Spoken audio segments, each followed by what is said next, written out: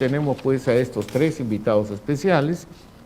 Ya está, entonces está con nosotros, lo voy a saludar. Carlos, ¿cómo está? Gusto de saludarlo, bienvenido. Muy buenas tardes, un placer estar con ustedes. Muchas Gracias, gracias. muy amable, Carlos. Un abrazo muy fuerte del padre Gastón Garatea y realmente te damos la bienvenida.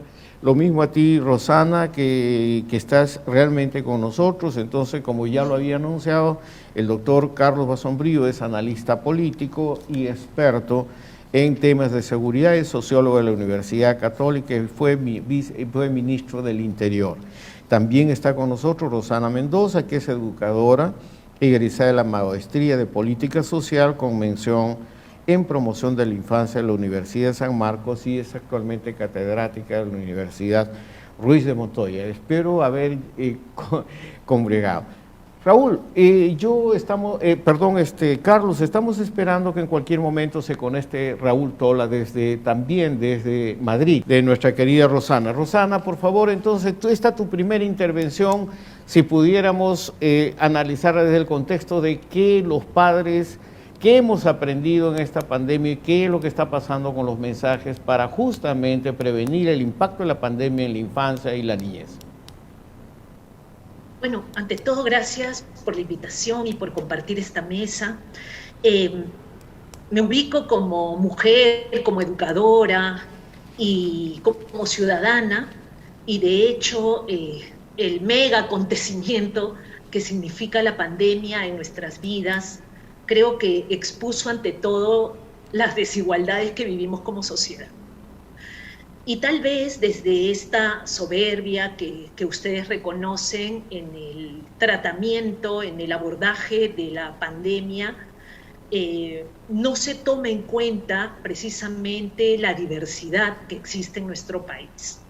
Y tengo la impresión que el tratamiento de los mensajes, los medios que se utilizan, no necesariamente están considerando estas diversidades, ¿no? Creo que esta es una evidencia más de la fragilidad en la que se ha visto expuesta el Estado, no solamente el sistema de salud, sino todos los recursos que tiene que movilizar para la acción preventiva y la atención en estos casos, ¿no? Entonces ahí creo que hay esfuerzos en realidad que hay que valorar, pero que no se corresponden con la dimensión de la pandemia, ni en la primera ola, y me temo que no estamos aprendiendo lo que ya vivimos. Entonces, allí me preocupa cómo se va a gestionar la comunicación hacia las madres, hacia los padres de familia.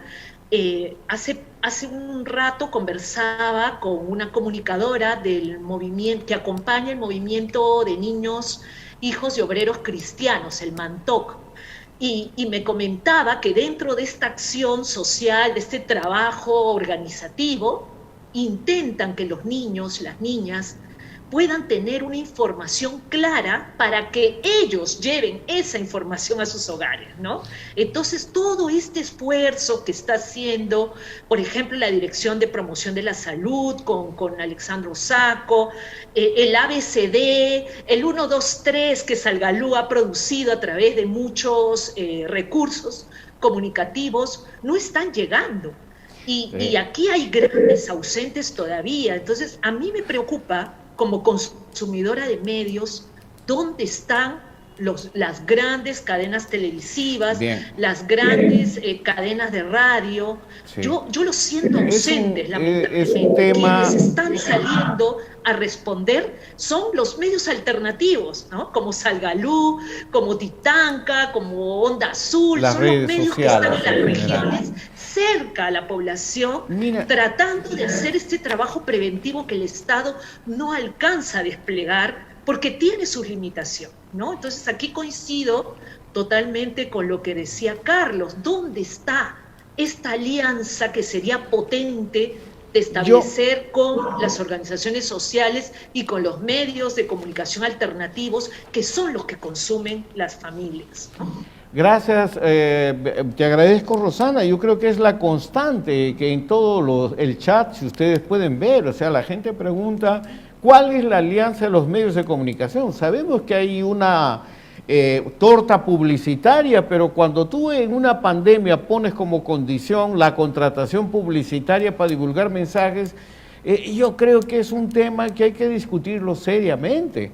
Estamos en un país donde todavía tenemos 72% de la población, según el censo, el último censo nacional, que no tiene acceso a Internet. Y sabemos que esta mayoría consume principalmente radio y televisión. Son los medios por excelencia todavía. Y de hecho, pues la gente se informa por ese canal principalmente. Pero hay que reconocer que durante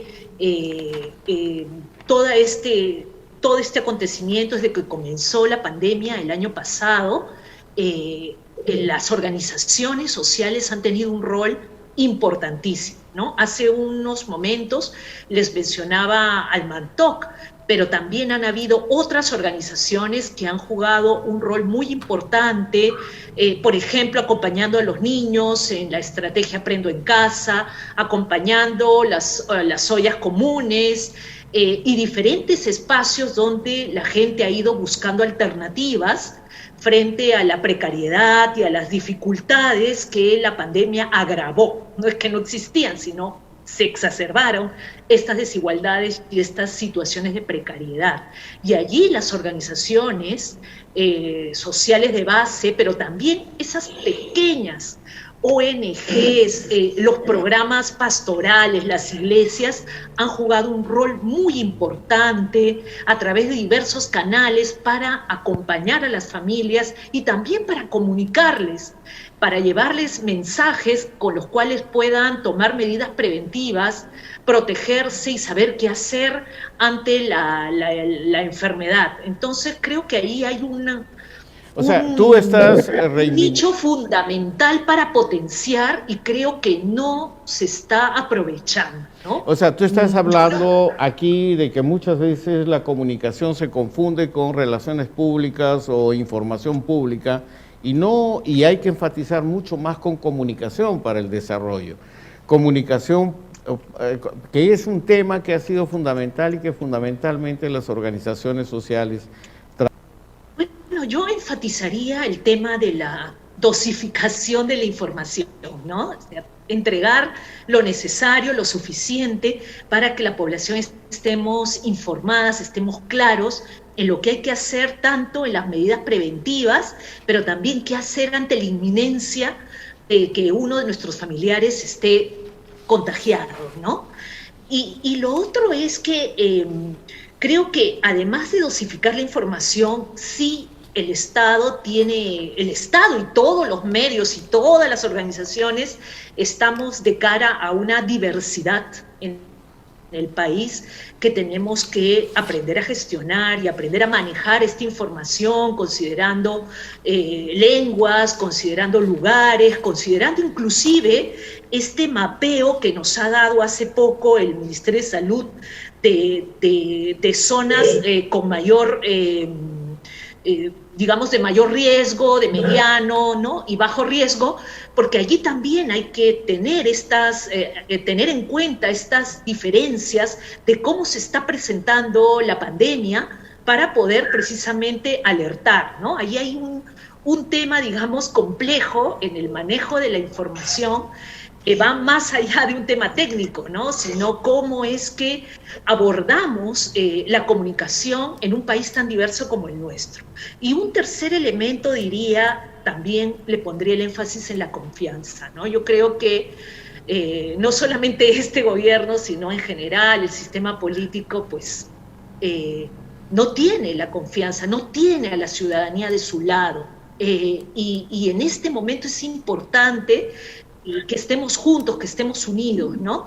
Y ahí hay que trabajar. Me preocupa, por ejemplo, ante esta segunda ola inminente, ¿Qué va a pasar con los establecimientos de salud, que es el servicio más cercano a la familia, ¿no? Son más de 8.000 establecimientos de salud y ante pues la necesidad de reconcentrar todo este recurso humano, otra vez estos establecimientos van a estar de puertas cerradas para las familias. Y entonces, ¿qué hacer frente a eso? Me preocupa, ¿quién es el que le va a transmitir ese mensaje a la familia que no tiene un medio o un canal claro y sostenido de comunicación, ¿no? Ahí hay todo un trabajo de promoción de la salud que necesita de alianzas público-privadas sociales más amplias para que toda esta fuerza que está al lado en la comunidad pueda desplegar esfuerzos y seguir haciendo este trabajo comunicativo, comunicacional de manera más sostenida. Muchísimas gracias, Rosana. Yo creo que ha sido muy claro, muy directo tu mensaje y retomamos ahora sí con Carlos, que tuvimos un problema con su conectividad, como todo el país, ¿no? Pero Carlitos, quizás tu mensaje y tu conclusión.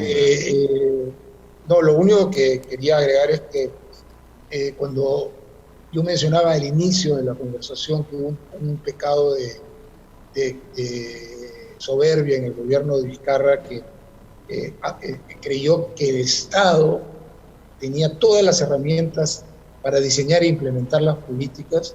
Mencioné las organizaciones populares, pero también quisiera mencionar las redes de iglesias de todo tipo en el país y las redes logísticas, por ejemplo, de las empresas que pudieron haber contribuido, por ejemplo, en la distribución de alimentos en las épocas del acuartelamiento o de la encerrona total. Y creo que esos errores no deben cometerse. Debe haber una vocación del gobierno para recibir e interactuar con los apoyos de distintos sectores de la sociedad. Estamos todos en el mismo barco y creo que no hay que descuidar esa parte. Gracias, Carlos, gracias, Rosana, gracias, Raúl, por su importante participación. Yo creo que el tema no se agota aquí. Lo que ha sido muy claro es que tenemos que invertir más en temas de liderazgo y credibilidad. Credibilidad con liderazgo y tener mensajes muy claros y oportunos en tiempo y oportunidad.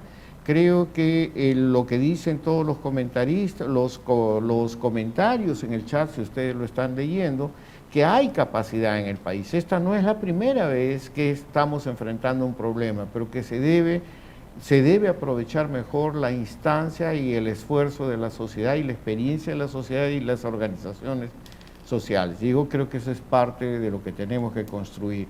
Muchas gracias por haber estado en Diálogo Abierto. Mañana se repite a las 11 de la mañana y el lunes tendremos una edición especial. Muchísimas gracias nuevamente, Raúl Tola, por tu presencia. Lo mismo a ti, pues, Carlos Basombrío, y a Rosana Mendoza, que nos han acompañado en esta edición de Diálogo Abierto. Muchísimas gracias.